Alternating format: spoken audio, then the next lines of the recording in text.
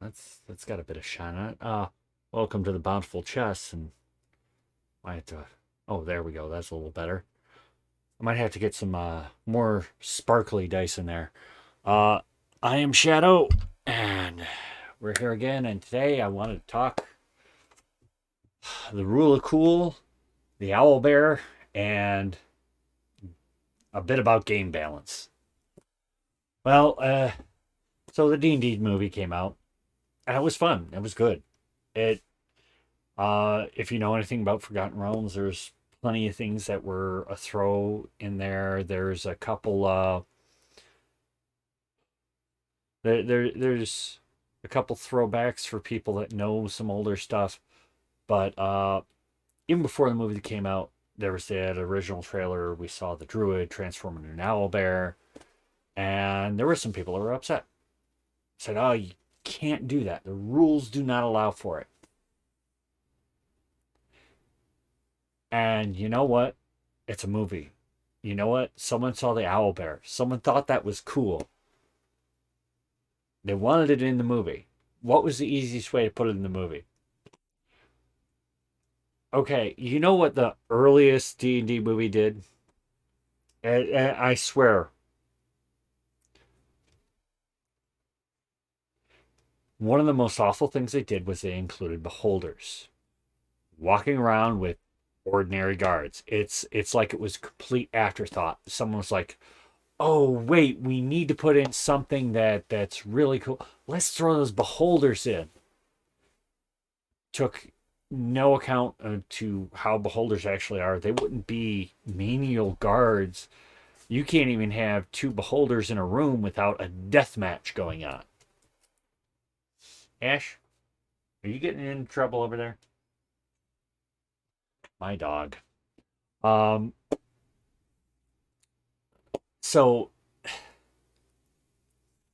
did changing into an owl bear make sense as per 5e rules? No. Did all these beholders walking around with ordinary guards that ended up being not even an encounter that had to be fought at any point in the old D&D movie, was that bad? Did that make it well, did that make sense? No. That wasn't cool. That was cheap gimmicky with the beholders. It's like, "Oh, well, we have to throw them in somehow." The owl bear, they at least put it in a way that didn't detract from the movie, and it was heckin' cool. Would you get your nose out of that? So, excuse me for dealing with my dog, but so what is the rule of cool? The rule of cool is, well, if it just looks cool, if it seems cool, why not? Let's do it. It's why characters like Cloud and Sephiroth of Final Fantasy VII have swords bigger than themselves. I mean, Sephiroth is using a Nodaichi, a cavalry blade. You weren't meant to swing that as a person on foot. You were meant to be on a horse. That's why it's so freaking long, because you're reaching down with it. But it looked cool. So they threw it in there.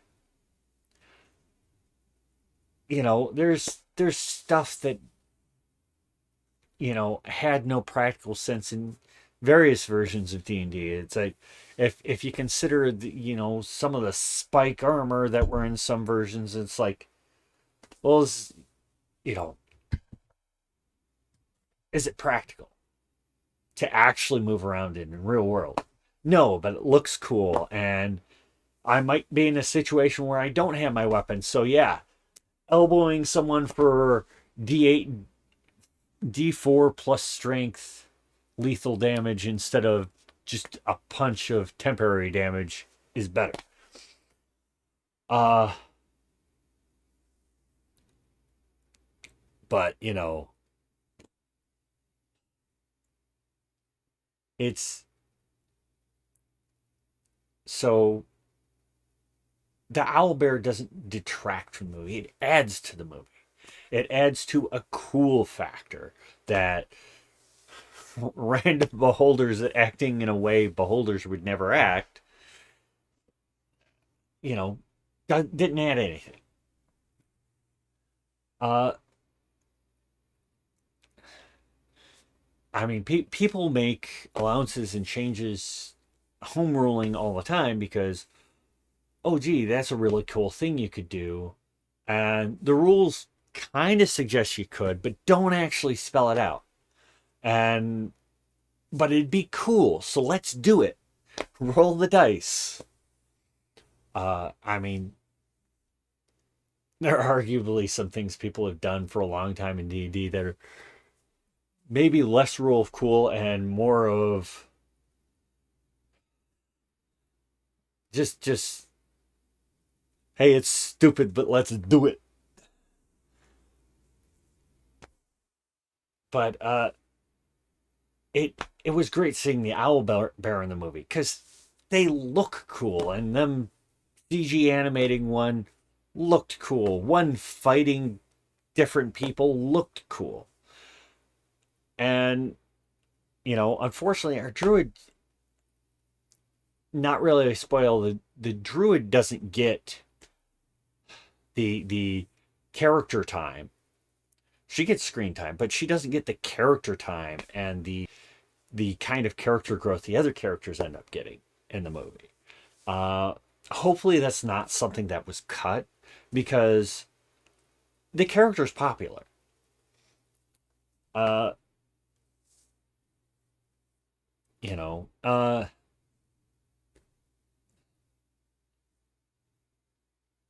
but there was people that were upset because it didn't follow the letter of the rule. There's always someone that's like that, unfortunately. And we do call them rules lawyers at times. Uh I mean, there's I'll say there's more than one kind of rules lawyer, but there's the no fun, it must be the letters in the book. If it's not written there, you can't do it. And I've where is so in one of my games, Rifts, this literally has a lot of stuff in this game is purely rule of cool. It looks cool. Let's throw it in there. It's especially when you get into Heroes Unlimited. A lot of those powers is like, hey, this sounds cool. Let's make a power out of it. But there is a class that I'm probably not going to find now called the what is it? Tech Wizard, Techno Wizard, and their whole job is making, they're all built around making tech work with magic, and you get all these different things they can make that are spelled out in the book, and then they note, hey, yeah, you know what, these are just ideas. If there's more you can think of that would be good and cool, do it. Here's some basic guidelines for making your own. And it's, run it by your dungeon master or game master, and it's like, if he thinks you've sufficiently given an argument to, yeah, this should work. Yeah, I found it. Then do it. And yeah, there's literally construction rules in this book, and there is someone within the Palladium community that is notorious for the rules are the rules in the book and nothing else. And he seems to have this weird, you can't make your own weapon because it's not in the book. They literally gave us the rules. It's cool. I can make my own thing, but it's not what's written in the book. They gave me guidelines. Let me do the cool thing. You know, it's like if you've watched the Critical Role series, the animation of it, I actually haven't watched the actual series, the play. Uh which so I can't say as to how much rule cool is there, but obviously in the series, when you're animating it, you want everything to look cinematic. You want everything to be cool. And who cares if the rules aren't written like that? Who cares if it's an immovable rod, not an immovable sword?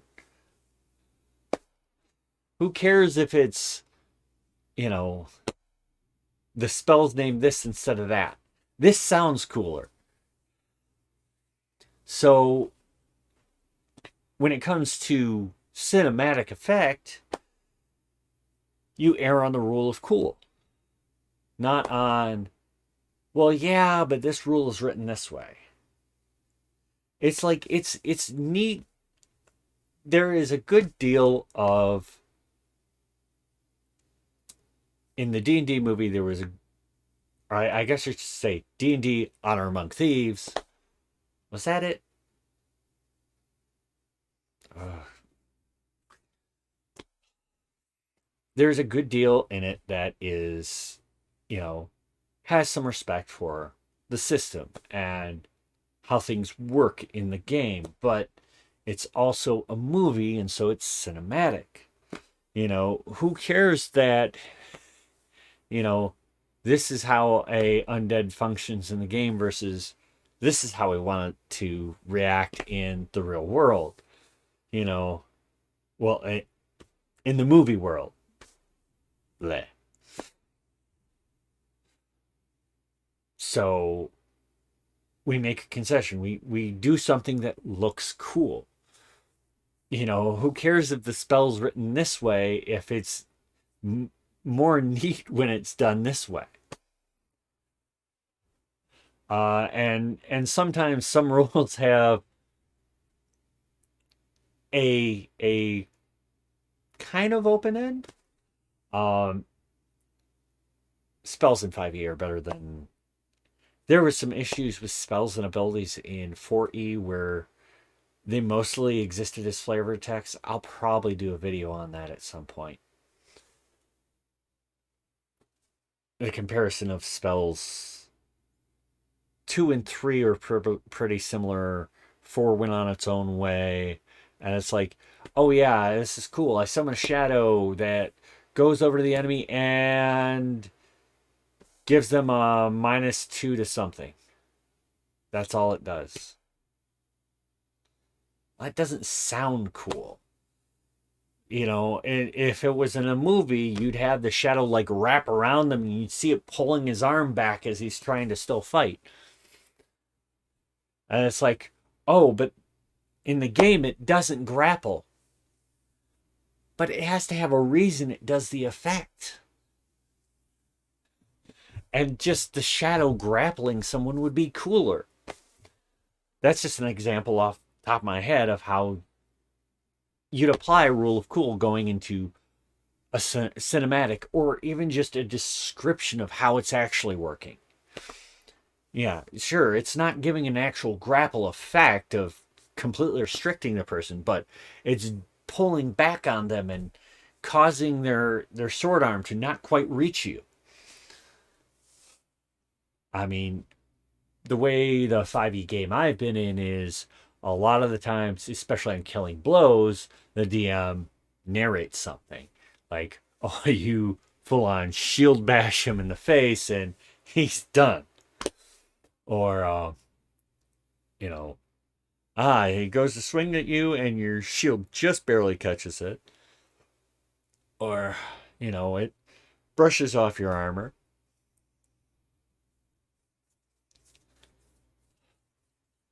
And now, of course, talking to the rule of cool, we also hit game balance. Is the cool thing going to unbalance the game? Well, is the cool thing a one-off, or is it going to be something that's going to be static from now on? Is it something that's going to be used every time? And how worried are we about breaking the game? Unfortunately, I am of the opinion 5e is so easy to break. Now, I'll say it's an easy system to learn. It's far more streamlined than some of the other versions of D&D. So it's easy to get into. You don't have, you know, spellcasters still have a whole spell book to worry about, but everyone else is a little more easy to handle. You don't have to worry about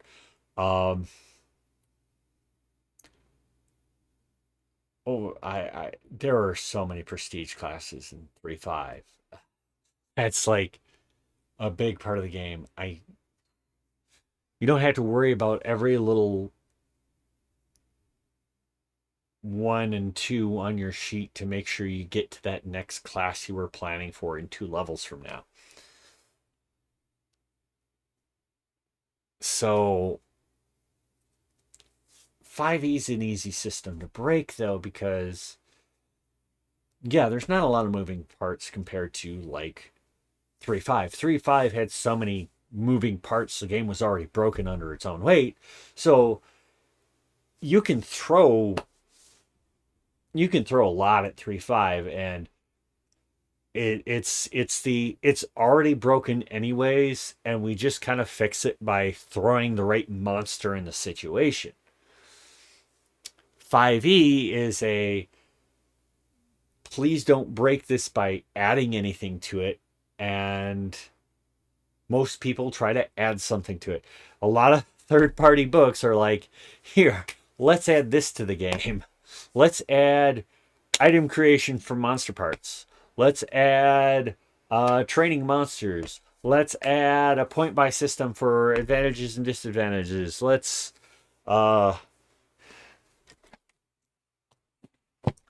this has a whole section on balancing the system, and do you break it? Do you just say it's balance is a fickle thing anyways? So rule of cool can easily destroy game balance if it's a one-off thing of, hey, we're in this particular situation and we kind of could say that this ability or this spell could do this. Can we do this right now? Sure, what the hey. It's not saying every battle ends because someone cast a summon swarm and someone mass polymorphed them into hippopotamuses and dropped them on the BBEG. Eventually, there's going to be a villain that figures out a way to redirect momentum and throw the hippopotami at the casters. They won't do that again. Wait, don't we get death saves? You've just been trampled by 10 hippopotami. There's no death saves from that. So it's neat when you can do cool things. It's great when a DM allows it, and it's great when the game is cinematic, much like the movie. I'm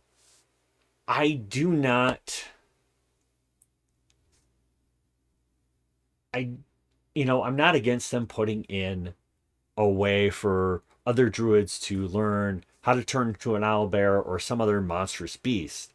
I know 5e really wants to limit wild shape, which, without any real spoilers, there is a sequence where the druid in the movie does a number of wild shapes, and if you know what the limit in the game is per day, they totally break past that. But again, rule of cool. It was a very neat sequence.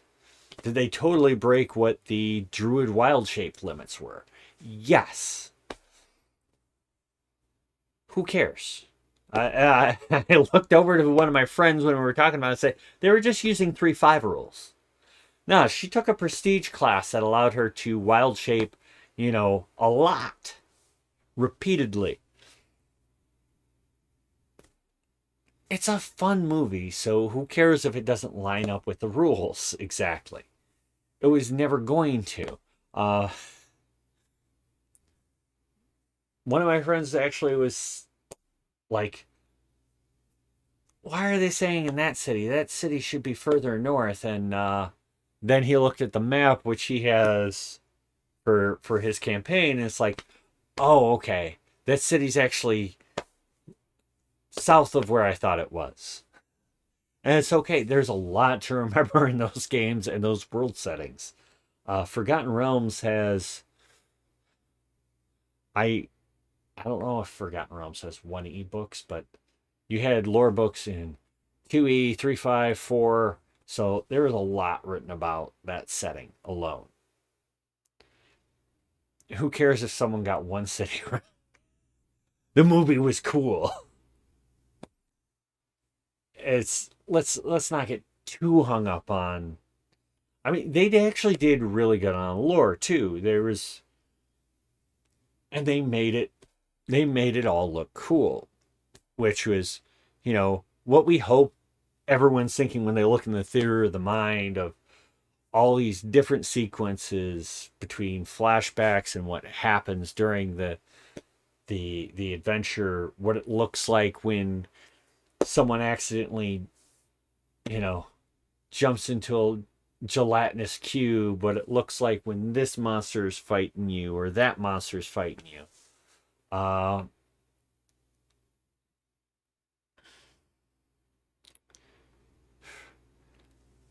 so, you know, the movie was good and it was cool. And the rule of cool pervades into the movie. They gave us an owl bear. It looks great. Uh, the CGI in the movie was great. Also, the practical effects. Some of them are better than others. The Arakoa is probably the best practical costume. Uh, I actually said, because my friend was saying, he wishes the Dragonborn looked better, because there are at least two Dragonborn that pop up in the movie, and uh, but I think it's one of those they didn't plan for them to walk around, so they limited what they put into them, which is kind of sad. I've heard you shouldn't do costuming for just one shot, even if it's going to be just one shot. Uh, but yeah, uh, Owlbear druids, I'm for it. Uh, I'd like. I think I feel Wild Shape got a little too heavily restricted in 5e. Uh, they should have put in a rule to allow boosting it with spell slots, because I think that would counter if you want to do something really cool with Wild Shape versus, oh, you have all these spells to do. Um, it's be interesting to take a look at. No, no, I'm not running a 5e campaign. Not anytime soon. Uh, I actually like 3.5 because there's so much rule of cool in it. If you know where to look in the system, because there's way too many prestige classes, but a lot of them are cool. One system I feel they dialed down too low. One system they dialed up too high. Uh, but that I might cover in another video. Um, there are a couple things I want to cover. I want to cover how the different ways of multiclassing worked in the various systems. Unfortunately, I will say 4E tacked it on in a supplementary book, so there's not really much to talk about there. They added it in as throwing a bone to people that complained that they couldn't do it. Um,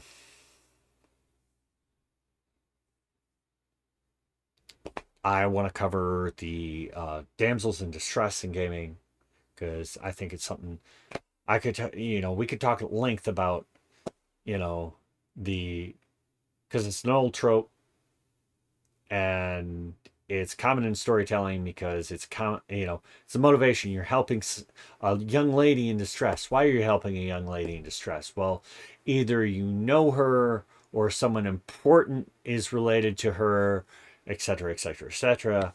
um I need to write down more ideas, so I'm not I need to I'm actually doing these videos every week, recording them. I actually need to get myself ahead, start so that I'm not on Saturday or Sunday going, I need to do a video. But if you have any ideas for videos, any subjects you think need more conversation about in Dungeons and Dragons or other role playing games, or maybe a role playing game you think needs more people talking about it and I should look into it, uh, send me a comment down below. I'll give it a look see. Uh, until then, have great adventures, everyone. I'll see you in the next video.